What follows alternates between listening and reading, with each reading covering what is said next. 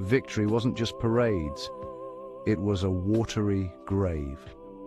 In late 1945, Britain launched Operation Deadlight, the plan to scuttle surrendered German U-boats at sea.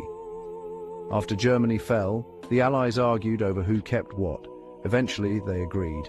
30 subs would be split 3 ways. Britain received 10 U-boats for testing and study. The US received 10 U-boats for testing and study.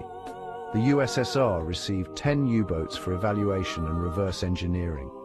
The remaining U-boats were ordered to be sunk at sea around Hun 16. U-boats were slated for disposal in Operation Deadlight. Crews towed these hulks out into the North Atlantic sometimes. Night after night, they deliberately sank them. They sank many by gunfire from escort ships. Others were destroyed with explosives deliberately placed aboard. Some were scuttled by opening valves and flooding the hull. Bad weather repeatedly hampered scuttling operations out at sea. Many U-boats were in poor, rotten condition. Before sinking, logistical problems made the operation slow and chaotic. The result? An eerie procession of rusting shadows sinking beneath grey waves. Today, the wrecks lie scattered on the seabed. 116 was scuttled as part of Operation Deadlight. The Royal Navy carried out the operation and planned to tow the submarines to 3 areas about 100 miles, 160 kilometers, northwest of Ireland and sink them. The areas were codenamed XX, YY and ZZ. They intended to use XX as the main scuttling area, while towing 36 boats to ZZ to use as practice targets for aerial attack. YY was to be a reserve position where, if the weather was good enough, they could divert submarines from XX to sink with naval forces.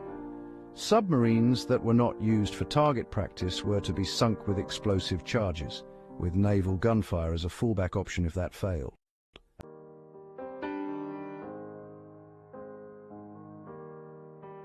When Operation Deadlight began, the Navy found that many of the U-boats were in poor condition from being moored in exposed harbors while awaiting disposal. These issues, combined with poor weather, sank 56 of the boats before they reached the scuttling areas, and those that did reach the area were generally sunk by gunfire rather than explosive charges. The first sinking took place on 17th November 1945 and the last on 11th February 1946. After WW2, most U-boats were scuttled in Operation Deadlight, but some escaped fate. A handful became prizes for the United Kingdom, France, Norway, the Soviet Union. 4 were in East Asia and seized by Japan, renamed I-501, renamed I-506, renamed I-505, renamed I-502, plus 2 earlier sales became RO-500, RO-501. 2 boats survived to tell the tale. U-505 was seized in combat in 1944 by U.S. captors Daniel V. Gallery. Later turned into a museum ship in Chicago. U-995 went from British hands to Norway as Cora, then back to Germany. Now sits as a museum at Le Beau. History, it seems, sometimes refuses to sink. Salvage firm asked the UK Ministry of Defence for permission to raise up to 100 German U-boats sunk after World War II under Operation Deadlight. Not for scrap, for science. These submarines were built before nuclear weapons testing filled the atmosphere with trace radiation. That means their steel is low background, metal that's incredibly clean for ultra-sensitive instruments, from physics experiments to certain medical devices. It's rare, it's valuable. And it was sitting on the seafloor off Ireland and Scotland. But the plan ran into geopolitics and ethics. Russia objected. The United States objected. The UK had reservations too. No salvage rights were granted. A few years later, between 2001 and 2003, nautical archaeologist Innes McCartney located and surveyed 14 of the wrecks. Among them, U-2506, a rare type Dynamite, the revolutionary electric boat, U-155, a successful Type 1C with a combat record, U-778, relatively intact, shallow enough to dream about raising.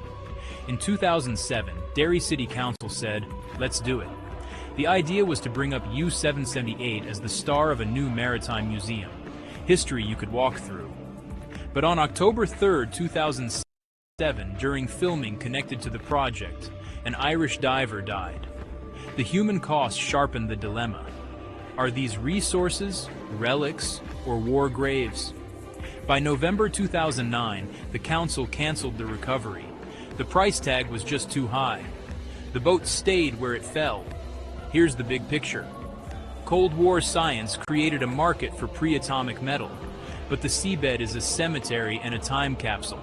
Sometimes the most responsible choice is to leave history untouched and learn from a distance. I'm curious what you think.